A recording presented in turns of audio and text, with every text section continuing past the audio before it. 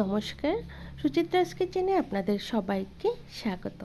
আজকে চলে আসলাম নিরামিষ কচু শাকের রেসিপি নিয়ে। এই কচু শাক খেতে কিন্তু আমরা বাঙালিরা সকলেই খুব পছন্দ করে থাকি। এই কচু শাক অনেকভাবেই কিন্তু খাওয়া যায়, সেটা মাছের মাথা দিয়েই হোক বা কচু চিংড়ি দিয়েই হোক। আজকে বানাবো একদম সম্পূর্ণ নিরামিষভাবে। আসুন দেখিয়ে নেওয়া যাক আজকের এই কচু শাকের রেসিপি।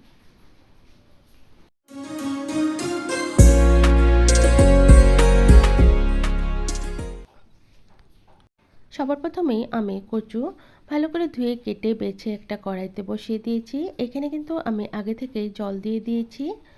এবার স্বাদ মতো লবণ দিয়ে আমি ভালো করে ঢাকা দিয়ে সেদ্ধ করে নেব। এখানে কিছু কালো আর কিছু সাদা কচু আছে, দুই রকমের। কচু কিন্তু আমাদের রক্ত পরিষ্কার করতে সাহায্য করে। কচুগুলো যখনই ভালো করে সুসিদ্ধ হয়ে যাবে, আমরা একটা স্ট্রেনারে রেখে জলটাকে ঝরিয়ে নেব। এভাবে জল ঝরিয়ে কচুর শাক রান্না করলে কিন্তু খুব বেশি সময় লাগে না। এদিকে কড়াই বসিয়ে কড়াইতে দিয়ে দিব 3 থেকে 4 টেবিল চামচ সর্ষের তেল। রান্নাটা যেহেতু সর্ষের তেলেই করব, তেলটা ভালো করে গরম হয়ে গেলে এখানে ফোড়নের জন্য দিয়ে দেবো 3-4টে শুকনো লঙ্কা, 3টে তেজপাতা আর দিয়ে দিব 1 চামচ পাঁচফোড়ন। এখানে কিন্তু অনেকে গোটা জিরে বা কালো জিরে দেয়, তবে আমার মনে হয় কচু শাকে পাঁচফোড়নের গন্ধটাই বেশি ভালো লাগে। পাঁচফোড়নটা ভালো করে ভাজা হয়ে গেলে 1 ইঞ্চির মতো আদা আমি ভালো করে গ্রেট করে দিয়ে দিলাম। কচু শাকে কিন্তু একটু আদা বেশি ভালো লাগে। এবার আদাটাও ভালো করে ভাজা হয়ে গেলে এখানে যে জল ঝরিয়ে রাখা কচু শাকগুলো দিয়ে দিব। এরই সাথে দিয়ে দিব 1 বাটি সেদ্ধ করা ছোলা। সব কিছু একসঙ্গে মিশিয়ে দিব। এভাবে একটু পরে পরে নাড়াচাড়া করতে করতে কিন্তু কচু শাকটা সুন্দরভাবে রান্না হয়ে যায়। খুব বেশি মশলাও কিন্তু কচু শাকে লাগে না, জাস্ট ঘরোয়া মশলা দিলেই কচু শাক সুন্দরভাবে হয়ে যায়। এবার এখানে 5-6টা দিয়ে দিব কাঁচা লঙ্কা আর দিয়ে দিব হলুদ গুঁড়ো। হলুদ দিয়েও ভালো করে কচু শাকটাকে নাড়িয়ে চাড়িয়ে দেব, যাতে নিচে লেগে না যায়।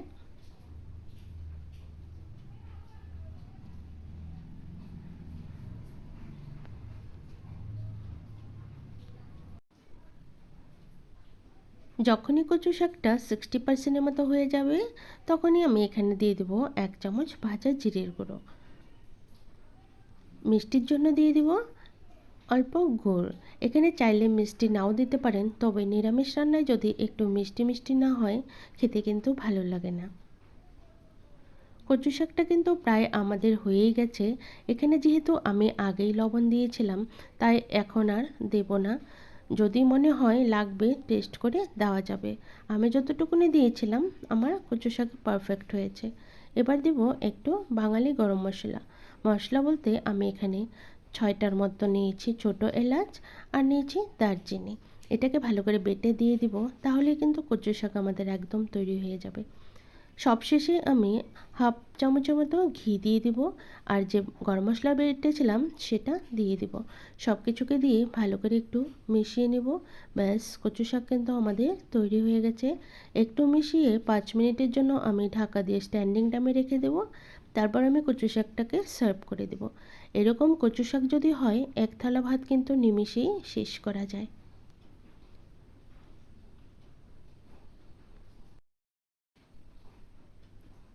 আজকের এই নিরামিষ কচু শাকের রেসিপিটা কেমন লাগলো অবশ্যই জানাবেন। যদি ভালো লেগে থাকে অবশ্যই একটা লাইক করার অনুরোধ রইল। আর আপনারাও কিন্তু এভাবে একবার ট্রাই করে দেখতে পারেন। অনুষ্ঠান বাড়ির চেয়ে কিন্তু কিছু অংশেই কম হবে না। আর এত সুন্দর গন্ধ বেরিয়েছে যে মনে হবে যে কোনো ভোগের কচু শাক। আমার চ্যানেলে নতুন বন্ধু হয়ে থাকলে চ্যানেলটাকে সাবস্ক্রাইব করার অনুরোধ রইল। পাশে থাকা বেল আইকন অবশ্যই প্রেস করে দিবেন, কারণ আমার চ্যানেলে যখনই কোনো নতুন রেসিপি দেব, আপনারা এর নোটিফিকেশন পেয়ে যাবেন। আবারও হাজির হয়ে যাব অন্য কোনো রেসিপি নিয়ে। সবাই ভালো থাকবেন, সুস্থ থাকবেন। ধন্যবাদ।